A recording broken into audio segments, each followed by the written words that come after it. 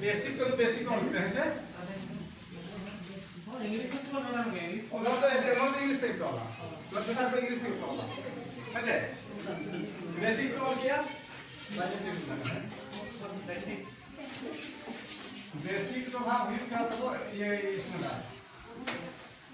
हाँ उनको तो ना advance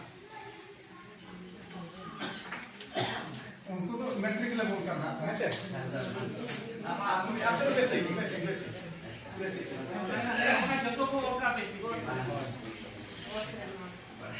name of the examination centre of करना है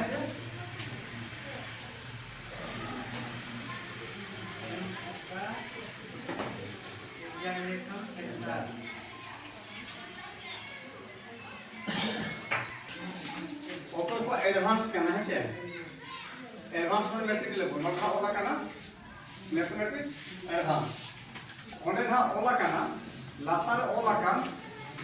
एलसोन को अड़ते ऑल पे है एलसोन ना अड़ते ऑल पे अच्छा उनको ना ओको ओका अड़ नहीं क्या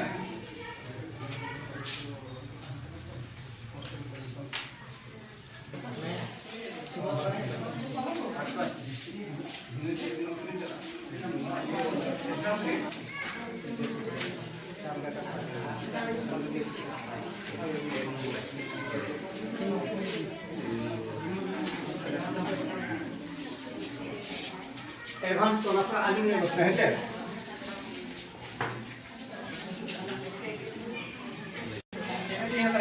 हाँ यस सर हुई ना मुझे बताते हैं ये तो कोई और कथा है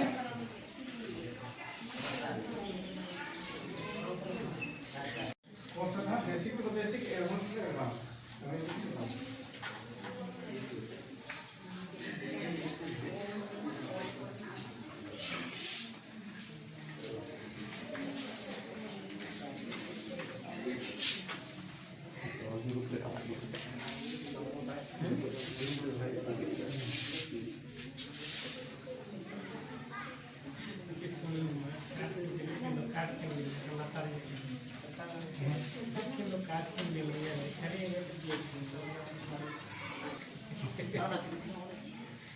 ये तो किसी से ये सही है ना ये से पाने तो क्या हमने पहले तो दलाबो तेहिं दो ना ऑल चिकी रे बिंडन चलू उतर कना नितो दो ना नोआ कमजी ऑल इतुन आसड़ा बोरगीमरा अदो नोआ रे सेंटर राका को तबन चोपणी रे दलाबो नोआ टीसीएस लेकाते माचेत मेनाया आबो उनी माचेत सला बो ᱧᱟᱯᱟᱢ ᱠᱟᱱ दला उनी सला किछि खाटो मोचा ते किछि अलग बो दोया सलाम को जोहार इन टाटा स्टील टिकाराम टुडू अतु बुरगीमरा तिलका मजी ओलितुन आसड़ा बुरगीमरा इन बेटा माचेत कने नोआ बिनिर दो हुयु काना टाटा स्टील फाउंडेशन सेन खन और चुआपणी दो बेटा ब्रांच सेंटर काना नोआ ब्रांच सेंटर रे तेन दो बिनिर ना सेंटर दिन तलमा दिन दोहो आका आदो नोरे प्राइमरी बेसिक और एडवांस गिदरा के तेन को बिनिड हुई काना आदो नुकु बेसिक और एडवांस गिदरा को तेन बिनिड रे इनविजिलेटर दो चुनराम हेमरम तकिन भी दोहो आका किना और नोआ टीसीएस सेन खन दो मिट टाका कौड़ी हो बाय दरकारों काना फॉर्म फिलअप हो बाय दरकारों काना पैसा दो और पतक को हो टाटा स्टील फाउंडेशन के ना खुलाव का उनिया हरते तके तेन दो नोआ ओडिशा रे इरल गेल तुरे गोटा सेंटर चलू आकाना ओरे मास्टर को बाहर लगा माचेद को बाहर लगा सलाते अचेती को हो उनकाते अडिगान के को सेचेत को नामे गोंके जोहार गे गोंके आदो नोआ तिलका मजी ऑल इतुन आसड़ा बुरगीमरा आदो सेंटर का अबोना चोपणी स्कूल रे तो नोआ रे बिनिड एम लगी ते तीना संगे नेस दो को एम में ना गोंके नोआ बिनिड तो अरि संगे को जाओ खन अरि संगे को एम में चिकाते दाराकान इंग्रेजी साहेब 2025 रे जहाँ ऑलचिकी मिशन हाँ कुकमु बो नेला का ओना ऑलचिकी कुकमु बो गेले भी उचे खातिर तेहन दो कुरुमुटु बो छुटे होगा गोंके अदो नोआ दो ओका पास्टा खन्ना चलू कना नोआ ऑलचिकी नोआ ना बिनेड एम दो ना नोआ दो टाटा स्टील फाउंडेशन से खन नोआ ऑलचिकी दो हाँ चलू कना नोआ दो नितो हरिते अलिन दो 2018 साले खन नोआ ऑलचिकी आ टाटा स्टील फाउंडेशन जुड़ा मेला दिया आ गिदरे को नितो अड़ी के सेचेदी ᱧᱟᱢ ᱦᱚᱪᱚᱭᱮᱫ ᱠᱚᱣᱟ ᱟᱠᱚ ᱥᱮᱪᱮᱫ ᱤᱫᱤᱭ ᱟᱠᱟᱱᱟ ᱜᱚᱝᱠᱮ ᱟᱫᱚ ᱪᱮᱪᱮᱫᱤᱭᱟᱹ ᱠᱚ ᱛᱤᱱᱟᱹᱜ ᱜᱟᱱ ᱠᱟᱹᱣᱰᱤ ᱚᱱᱠᱟ ᱫᱚᱵᱤᱱ ᱠᱚᱭᱮᱫ ᱠᱚᱣᱟ ᱥᱮᱪᱮᱫᱚᱜ ᱞᱟᱹᱜᱤᱫ ᱡᱟᱦᱟᱸ ᱪᱮᱪᱮᱫᱤᱭᱟᱹ ᱴᱷᱮᱱ ᱠᱷᱚᱱ ᱫᱚ 1 ᱴᱟᱠᱟ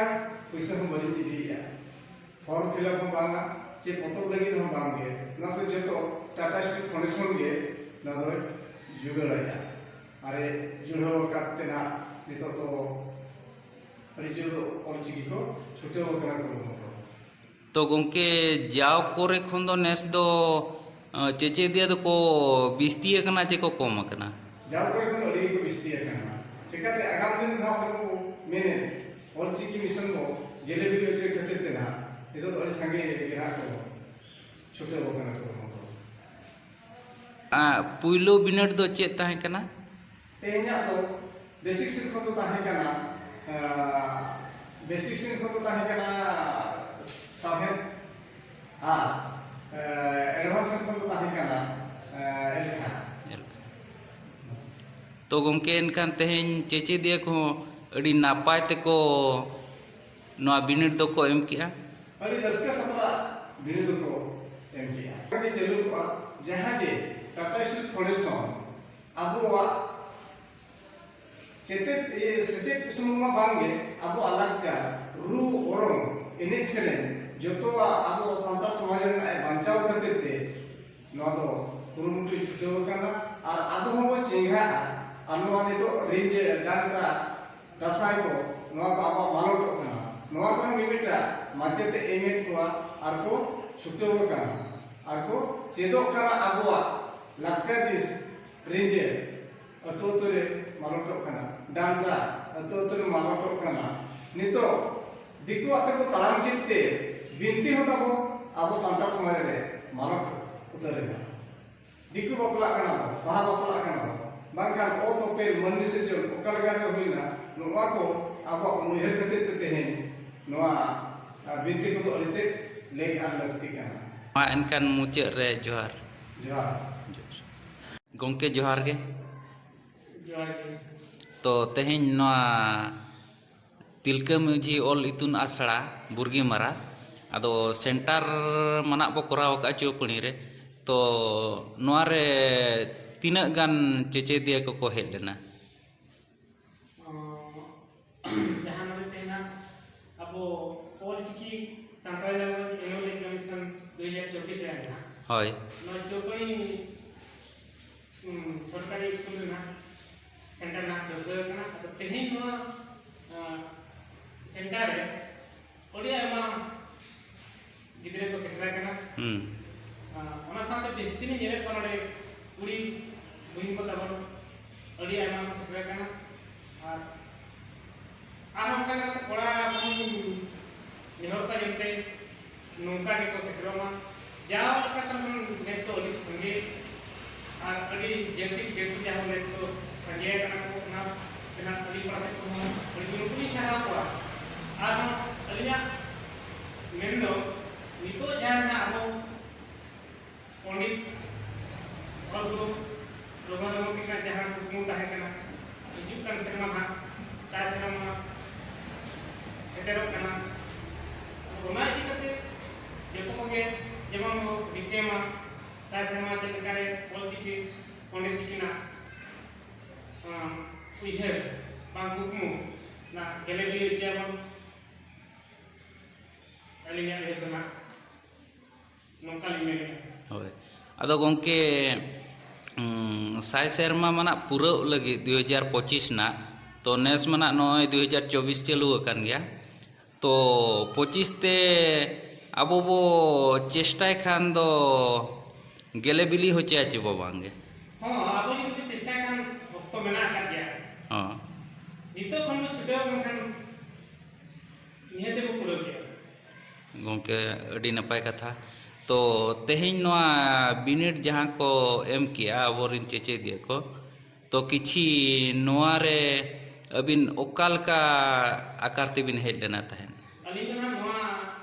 नोआ सेंटर तो ना अलिंग इमेजिन कतरे के हिए कना अदो नोडलिंग जेले का जाहो अडी नपाय ते ना बिनिट तो बिए कना एकटा बांगमा मैथमेटिक्स जहाँ मोड़े किते दे को जेले को अडी चेहरा अडी नपाय जहाँ शुरू होते ना तेहना बिनिट को एमिया अदो इन पड़ा से फोन अडी सारा मको जेमन आरो उनका गया है जेमन छुट्टे को मतलब जो तो अतु को एक जहाँ तक गया आमाते जहाँ तक नितो निहोरे को अबरे अतु टोला की मझी मोड़े को साना को के उनका के रिके मतलब अब साय सिनेमा चेक करे को जो गेले लियो चिया आ बिस्ती बामन कते अलिया अपन बड़ी ले गया अलिंगना अलिया उतुन दो युकना तिमुरा हमरो अतु तना जोपणी आ बिस्ती बामन कते मिले गिनी मुझे किया मान साना को के जो